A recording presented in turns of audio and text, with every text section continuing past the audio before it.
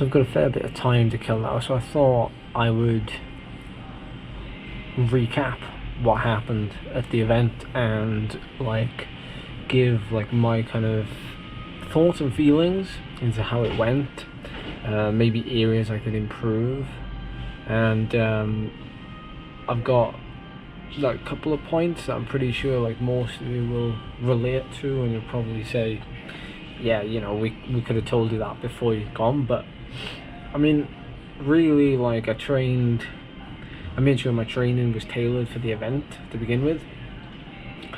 240k with 8,500 meters climbing.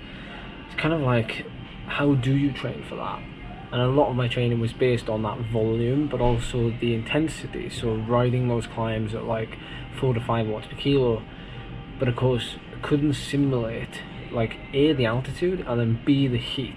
Weirdly, Europe has had like this really like big bout of like hot weather this weekend. So I remember like coming into the second half of the event, it was like relentlessly hot. It was about 37 degrees according to the Wahoo. Now obviously give or take like a couple of degrees with the sun shining down on it, but it was like, it was stonking. And I remember climbing like 10k an hour with basically the sun like baking on my back. So there also wasn't that many riders in my category, my age category, which a lot of these kind of UltraFondos, Grand Fondos are also broken down into. So you have the people that win, and then obviously the people that win in their age category. I think I was 6th in my age category, which is like basically the 20 to 30-year-old range. And I think as well, ultra events in particular are probably more suited to like the older athlete. You know, particularly like there was one female athlete who, she actually was I think 10 minutes faster than me on the ultra course, and that's really no surprise, to be honest. Like, you know, especially like you know, endurance athletes now tend to be that kind of 30 to 40-year-old range. So what I noticed was there wasn't that many riders there below the age of 30, and I got chatting to a couple of riders, like maybe 100k in, and one of them told me he was 42, and he finished inside the top 20. So he finished in front of me. There was one other guy there who was almost 50. I caught him, passed him, and then he then subsequently passed me later on in the event. And that brings me on to the other point where, like, you know, not only could I kind of prepare for the altitude, like take away like the whole kind of, you know, altitude chamber type of thing, but in like the short space of time that we had, and obviously the availability with the pandemic, the heat as well was another issue. And that's probably something that I would change, but it's very hard to do based on like how would you acclimatize to the heat.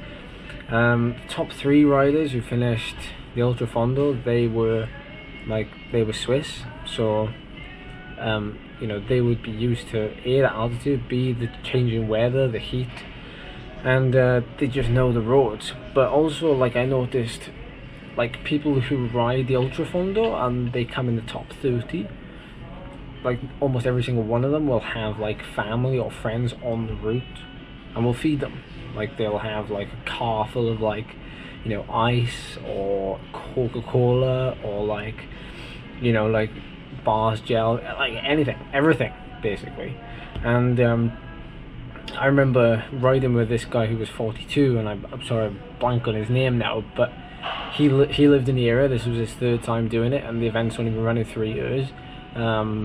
But he had his son and his wife and a friend on the course, and they were handing him out the musette on this one particular climb. Ironically, that was just before I kind of rode off, because I was still at that point like halfway. I was still kind of like, yeah, I'm still feeling good. So I rode off and set my own tempo, and then like later on in the day when the heat started to like beat down on me, that's when I started to, you know, park up, and eventually he caught up to me with not that far to go. It was probably like maybe 40k to go, but still with the Thion 2000. Am I right in pronouncing that? I'm not too sure. So that's like a massive climb up to 2,000 meters, and that's the penultimate climb really before the final climb. which has a gravel section and goes like to the top of Verbier from the other side. So like he like passed me like well before there, but then like I'm assuming, I haven't seen the results, but he must have put like an hour into me, because like that was the difference between like him probably pacing it because he knew the event, and then me pacing it based on like stats and, you know, what I know I can sustain. But, you know, I think if that event was in the UK, even with that amount of climbing, I think I would have fared better because of the weather. That's not an excuse, that's just something I've learned, and you know, I'm just kind of airing my thoughts on a YouTube video, I guess. This is as much like use to me as it is to you. Like, I'll probably come back to this video in like 5 years time and go, okay, so that's what we need to do. But like, aside from that, like Switzerland, or from what I've seen of it, like, is absolutely like beautiful. The clock, like, I love the descents more than the climbs, but the whole kind of scenery, I mean, you see some pictures, the video footage is like, doesn't do it justice, you know, because like GoPro footage is GoPro footage, but like it was like such an experience to like have like the climbing and the descending. And like so much of the descending, we were talking about it with the crew, and I was like, this is my first time, like, you know, in the high mountains anywhere in Europe, like properly. And I was saying, like, you could read the road, and you knew where the road was gonna go, you knew how tight the hairpin would be. It was all like based on feel, and like that's what I enjoyed about it. And I think, like, particularly like the climbs, like they weren't like overly steep, they weren't overly hard. Did help, of course, that I had like a 3630 as my smallest gear. There was even some guys there who, you know, not as strong as me, but they're riding like a 3928, for example, and I'm like, well, you know, it's not about strength at the end of the day, obviously, but you know, you're just giving yourself that half chance of being able to have that gear if you wanted to. And when I was really kind of slowing down in those last kind of couple of hours, you know, that 3630, I actually spent nearly all my time there, just because it allowed me to ride, you know, between 200 and 250 watts without having to actually like think about, oh, my legs are spinning really slow. So like, to be honest, if nothing else, I hope that like this video and the video of the day and the recovery ride has like given you an insight into like the brutality of the event, but also how much fun the event was, like as a challenge. Because like, the thing to take away from this is like, you know, I was setting peak power PBs last week, and I was like, I'm basically in the form of my life, there's no doubt about it. But FTP and that kind of number is nothing. I think like your speciality to the event and your training tailored to that event is far more important. And like, the only thing I'd say is like, with this event, the only way I could have got my training more specific is to include heat and to include like the altitude. But there was no way that I could have done that in this circumstances building up to it. Time, you know, budget, things like that kind of affect it. So really, like, it was the best preparation I could have done.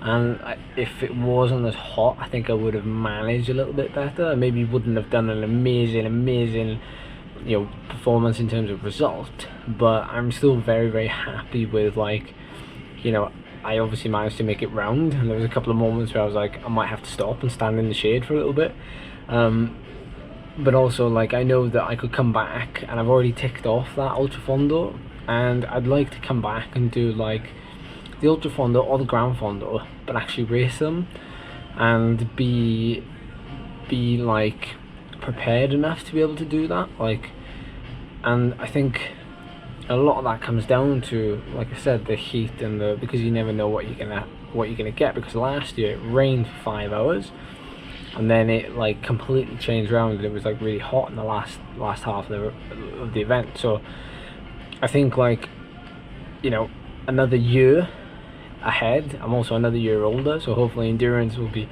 something that will develop as well. But like, hopefully, you know, we've learned enough from this that, you know, we can come back and we can get a top 20 or a top 10, or we could ride the UltraFondo and we could actually race the climbs. But I am actually like really lucky in a way that, like, you know, that we managed to come out here and to do this event, and like they still put it on, and there was a lot of, like, you know, a lot of mask wearing. There was a lot of like procedures in place to like help us and make us feel, you know, as safe as you possibly can. And also, like, you know, Bynea climbers for like renting out that chalet and like setting things up and then dropping me off the airport on the way back. And, you know, Hexa, we've got the helmet, some good promo during that event, because it was like really needed like a helmet that was like breathable yesterday. And like, to be fair, I never once had like a sweaty head that I had to, like, you know, feel like you want to wring out your pads in your helmet.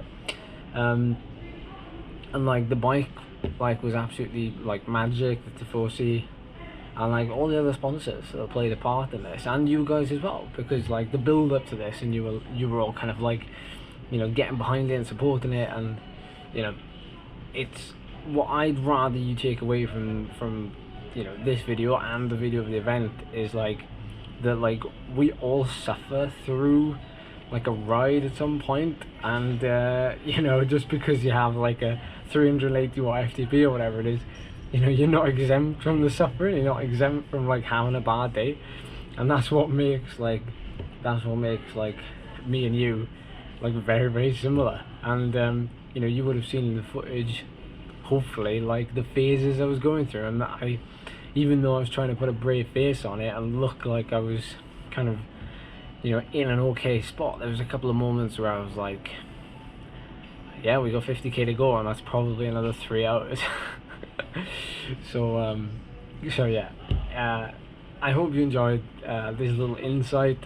You know what I'm like, my typical the Ed Laverack analysis and rambling.